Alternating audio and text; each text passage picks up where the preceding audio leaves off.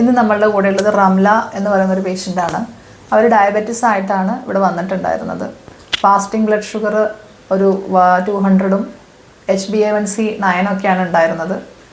നമ്മളുടെ medicines MECON G1 G2 diabetic ഡ്രിങ്കും ഒക്കെയാണ് കൊടുത്തിട്ടുണ്ടായിരുന്നത്. അവർ വന്ന സമയത്ത് അവർക്ക് ഭയങ്കര വിശപ്പ്, വെള്ളം ദാഹം, രാത്രിയിൽ ഫ്രീക്വൻ്റ് ആയിട്ട് ടോയ്ലറ്റ് പോകാൻ എഴുന്നേക്കേണ്ടി വരിക, ഇങ്ങനത്തെ ബുദ്ധിമുട്ടുകളാണ് ഉണ്ടായിരുന്നത്. പിന്നെ ക്ഷീണം, യൂറിനിലൊരു പത പോലെ കാണുക, ഈ ബുദ്ധിമുട്ടുകളാണ് പറഞ്ഞിട്ടുണ്ടായിരുന്നത്. ഇപ്പോൾ അവരുടെ ബ്ലഡ് റിപ്പോർട്ട്സ് എടുത്തു. നമ്മൾ 3 മാസത്തെ മെഡിസിൻ കഴിച്ചതിന് ശേഷം ഫാസ്റ്റിംഗ് ബ്ലഡ് ഷുഗറൊക്കെ നോർമലിലേക്ക് ആയിട്ടുണ്ട്. അതുപോലെ HbA1c കുറഞ്ഞ് ഒരു 6ൻ്റെ അടുത്തേക്ക് എത്തിയിട്ടുണ്ട്. മെഡിസിൻസ് മുഴുവൻ നിർത്താറായിട്ടില്ല.